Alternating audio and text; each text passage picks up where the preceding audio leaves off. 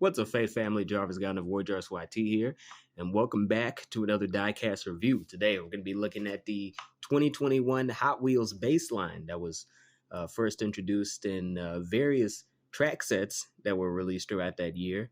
I personally got mine in the 4-lane elimination racetrack set, and this is not the one that they advertised on the box. They advertised some sort of green car. I'll throw an image of that up on the screen right now. I'm not entirely sure which one that was. But instead, I got the baseline, and it's prepackaged in there as the only car you get with it. And like I said, this came in various track sets, so I'm sure if you bought a track set in 2021 or 22, you probably have this car. And this is a pretty stock standard car. I can sort of tell the sort of I don't know what to call it, late 20th century inspired design that they were going for. Looks a lot like a 1990s Mustang, I'll say, kind of at the front, or one of those blocky Japanese Honda cars. But yeah, pretty stock standard race car. There's not going to be a whole lot for me to say about this. It's just interesting that you can't really buy this in stores. This is just one of those cars that you can only get through the track set. So it does have a bit of a rarity factor to it. If we can jump right into the actual review, I will say the actual design is somewhat interesting. There are a few interesting things. Like I said, it sort of harkens back to the late 20th century or really early 2000 style of things, with sort of blocky front that you saw on a lot of normal sedan cars. But you also saw a lot of these cars like get fitted out with body kits because Fast and Furious was real friggin' popular. So you had all these people getting ridiculous body kits on their cars. It's a slightly ridiculous looking car, and there's some ridiculous looking Hot Wheels out there. For example, the Semi rolling car. Just look at the friggin' proportions on this thing. This is ridiculous. But that's for another review. The proportions are sort of ridiculous on this, but you can also see the sort of realism that they were going for. So I really appreciate that. One thing I want to point out is that the wheels, not only do they have a blue tint to them, but they also have a really interesting disc design. And according to the Hot Wheels wiki, thank you as always, these are apparently aero disc wheels. So these are light blue aero disc wheels. And I really think that it really does accentuate the sort of color choices and palette they were going for, because as you can see, they have the yellow, magenta, and cyan sort of color scheme going. And I mean, that's already interesting enough, but when you add the wheels onto that to help it accentuate, to make it seem like the sort of pulse line going through is semi-continuous, I think that really does elevate the design to a new level.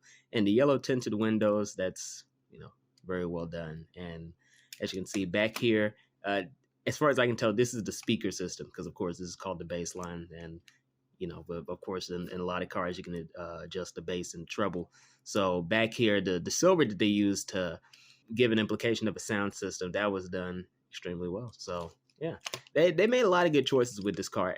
Like I said, it's pretty stock standard, it's pretty generic, and it's not going to stand out in a collection. But you know what? When you really dig into it, when you really take a closer look, this is a really well done car. Sort of underrated in my eyes.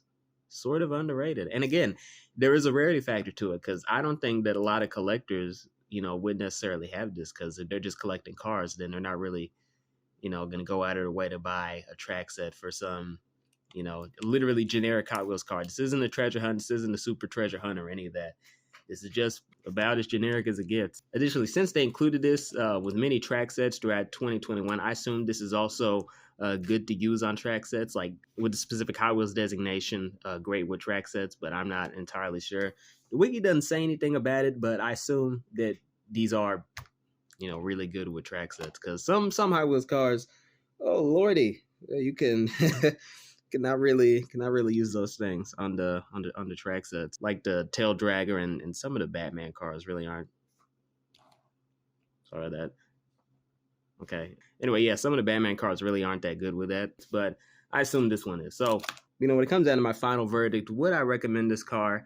The answer is yes and no. Yes, as in if you see this particular model of the car as in an actual baseline, regardless of the color or year, I definitely say pick it up, because it's a unique design, and I think it's a bit underrated. And I do think that this particular cast can get lost in the noise of all the other more visually interesting Hot Wheels out there. So I say if you see it in the store, or if you see it at like a toy show or a garage sale, I definitely say pick it up. But for this particular permutation that you can only get in track sets, and I say this really with any Hot Wheels, so I may as well just make my position clear on this. If there's any Hot Wheels that's only available with track sets or bundles or whatever, I would not recommend buying the entire bundle, just for the one car. And same logic applies to the track set. Buying a $30 track set for one car, you are essentially paying $30 for the car, because God knows you aren't going to use the track set if you're just collecting the one specific car.